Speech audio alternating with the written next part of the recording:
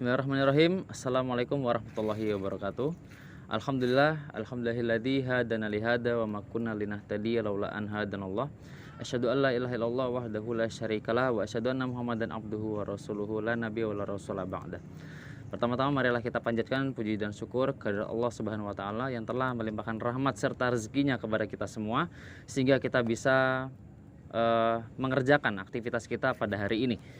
Yang kedua, salawat serta salam kepada Nabi Muhammad SAW yang telah membawa ajaran agama Islam dari zaman jahiliyah sampai zaman yang sekarang ini, sehingga kita bisa mudahnya dalam berdakwah agama Islam di semua tempat. Dan yang ketiga, saya mengucapkan terima kasih kepada ibu dosen, ibu marhumah yang telah memberikan kami ilmu serta manfaatnya dalam kuliah kali ini.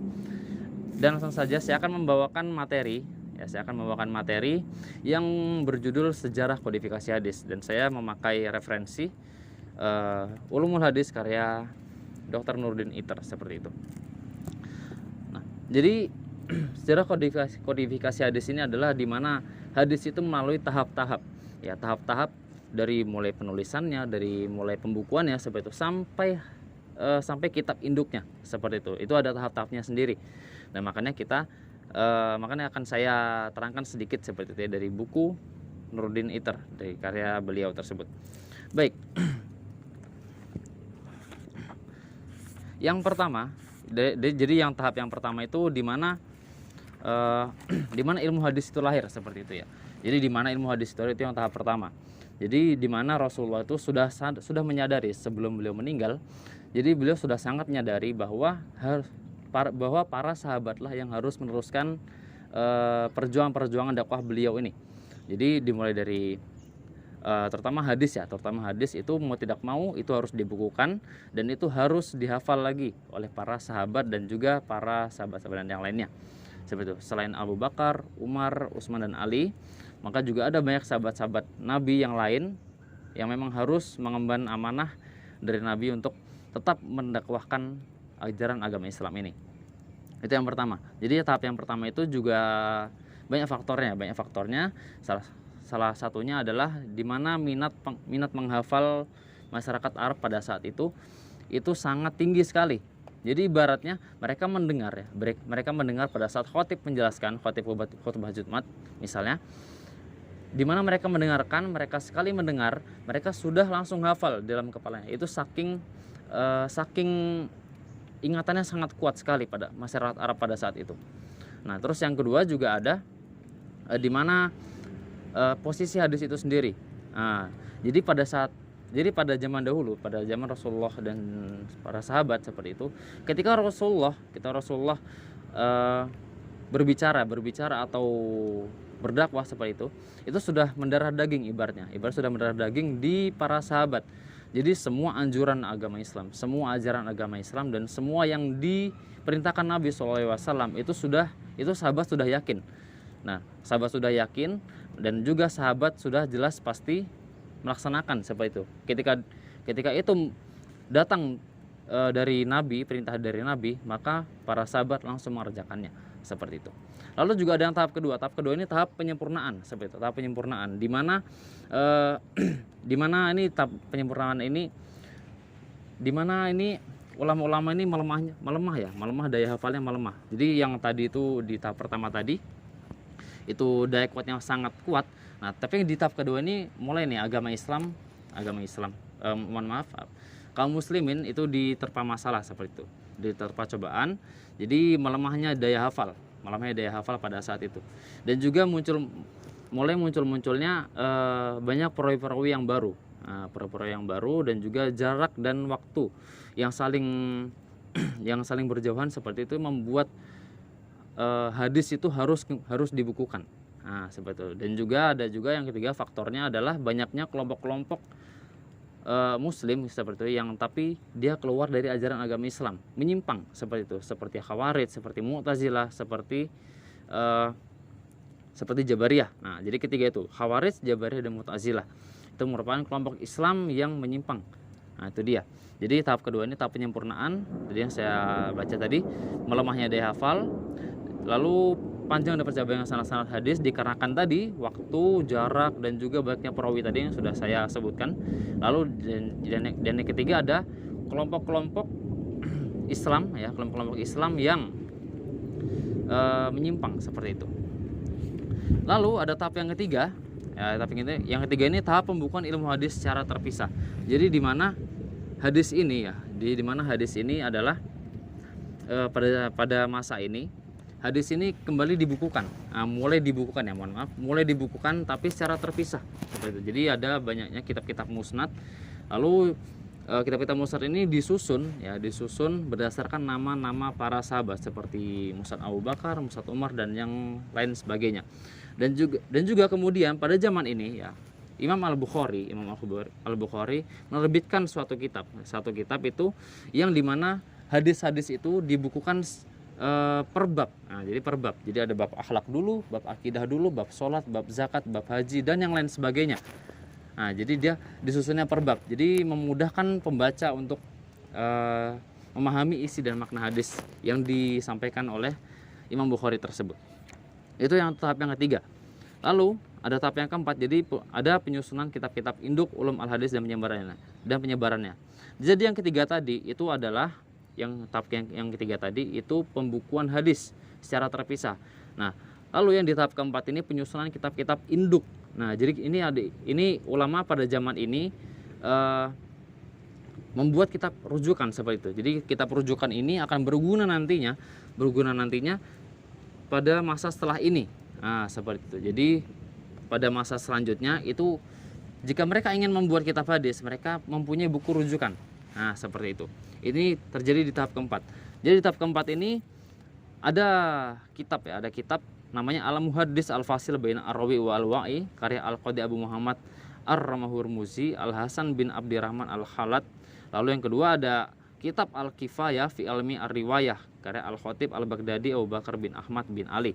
Seperti ini merupakan kitab induk rujukan hasil dari terbitnya pada abad tahap keempat ini. Nah, terus ada tahap kelima, kematangan dan kesempurnaan pembukuan ulum al-hadis. Nah, jadi ketika tadi itu di mana itu dibukukan, itu masih dibukukan secara secara umum aja seperti itu, secara umum aja. Nah, tapi di tahap kelima ini kitab-kitab hadis yang sudah disusun itu dikaji kembali sehingga masalah-masalah dan juga berbagai permasalahan agama yang dibawakan di hadis itu dikaji kembali. Jadi dikaji secara detail dan juga secara sejumlah ungkapan penghalusan sejumlah ungkapan dan penelitian berbagai masalah dengan mendetail. Jadi terus dikaji lagi sampai mendetail lagi, lalu kemudian dibukukan lagi. Nah, jadi hukum dari hadis ini tidak hilang seperti itu karena dia dikaji kembali pada tahap kelima ini. Pada tahap kematangan dan kesempurnaan pembukuan ulum al-hadis. Jadi di mana jadi saya simpulkan tahap kelima ini adalah dikaji kembali agar semua permasalahan hukum itu mendetail seperti itu. Lalu itu habis yang kelima. Terus yang tahap keenam masa kebukuan dan kejumudan. Nah, ini masa kebukuan dan kejumudan ini terjadi ketika kaum muslimin diberi cobaan.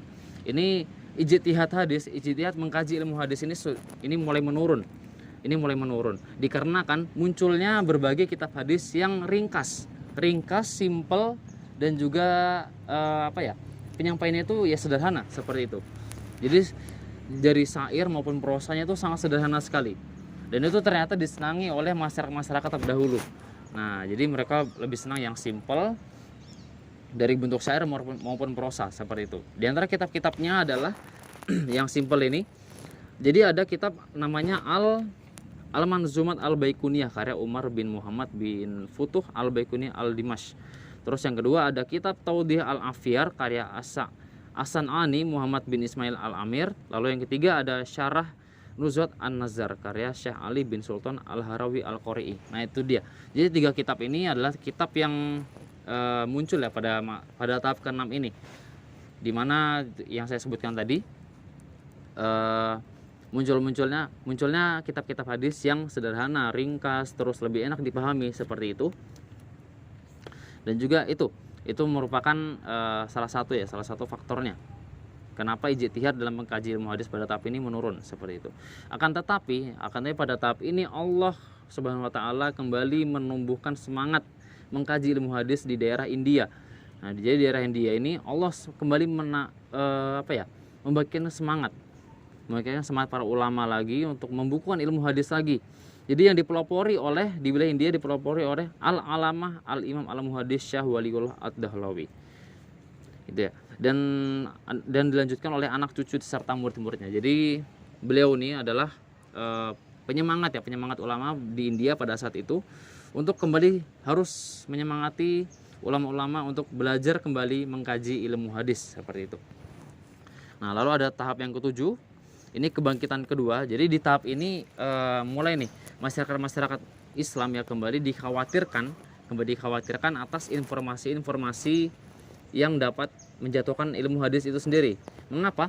Karena pada tahap ini para orientalis pada saat itu memasuki masyarakat Islam dengan informasi-informasi yang dapat menjatuhkan hadis itu sendiri. Nah, jadi ulama-ulama pada saat itu membuat kembali buku untuk menyanggah dan membantah gitu ya, informasi-informasi yang diberikan orientalis kepada masyarakat Islam yang awam. Nah, yang hanya mengikuti arus zaman seperti itu, sehingga mereka gampang terdoktrin berita-berita yang tidak benar atas ilmu hadis itu sendiri. Nah, jadi para ulama pada zaman ini membuat kitab untuk menyanggah dan membantah ya informasi-informasi yang bermunculan pada saat itu dari yang jelas dari informasi dari orientalis tersebut. Oke. Itu ada tahap, jadi ada 7 tahap ya. Ada 7 tahap. Itu merupakan sejarah kodifikasi hadis tadi. Ada tahap pertama, tahap kedua, tahap ketiga, 4, 5, 6 sampai tahap ke-7. Nah, itu sejarah kodifikasi hadis. Lalu yang selanjutnya saya akan membawakan materi tentang sanad dan matan. Jadi simpelnya seperti ini. Sanad. Nah, sanad itu pengertiannya adalah sandaran. Nah, jadi sandaran dari imam ini sampai Rasulullah. Jadi menyambung, sanadnya bersambung sampai ke Rasulullah. Misalnya Abu Hurairah selanjutnya di atasnya lagi sampai Nabi Muhammad. Nah, itu sanad, itu namanya sanad ya. Itu namanya sanad. Jadi sanad itu merupakan sandaran ya, sandaran. Jadi sandaran sampai ke Nabi Muhammad SAW. Contohnya seperti Abu Hurairah, lalu disanadkan siapa lagi? Di atasnya lagi sampai Nabi Muhammad SAW. Seperti itu. Lalu yang kedua, habis sanad ada matan. Nah, matan ini simpelnya merupakan isi dan makna hadis itu sendiri. Nah, jadi dari hadis-hadis yang semuanya seperti yang kita ketahui itu merupakan matan hadis. Kalau dari awal itu an Abi Hurairah itu merupakan sanad yang akan bersambung terus sampai Nabi SAW. Terus setelah itu sampai ke akhir hadis itu merupakan matan seperti itu. Baik, mungkin itu saja yang dapat saya sampaikan. Kurang dan lebihnya saya mohon maaf. Mungkin dalam hal menjelaskan saya masih sangat kurang sekali, itu murni dari saya pribadi seperti itu. Baik, saya tutup. Terima kasih atas perhatiannya Ibu Marhumah. Semoga Ibu tetap sehat dan juga semoga ilmu tetap bermanfaat bagi kita semua. Baik, saya tutup. Wassalamualaikum warahmatullahi wabarakatuh.